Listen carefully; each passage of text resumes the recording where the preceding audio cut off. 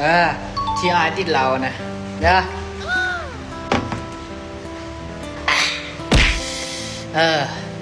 ที่อายติดเราผ่านมาติดเจ้าผู้สนใจกินต่อเฮ้ยกินคนเดียวก็ได้ไม่เป็นยังติดเหล่าก็ดีกว่าติดเจ้าหันละกินเหล่าเอาไปละกินนี่ละที่อายติดเหล่าเพราะว่าเคยติดเจ้ามาแล้วมันถึกเทียมแม่นบ่เย็นดิเกิดสาเดียวจวดไปนะโอ้ย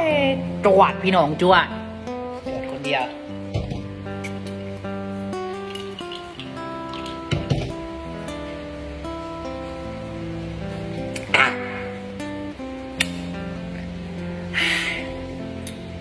มาแล้วมาเด้อ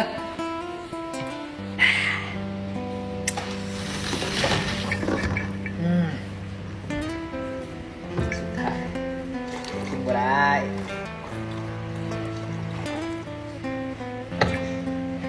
เราก็คือเรามันแหละกินบ่ได้โอ้ไปสิกินเราสิเจ็บสักไหนก็บ่ได้กินเราที่เรียน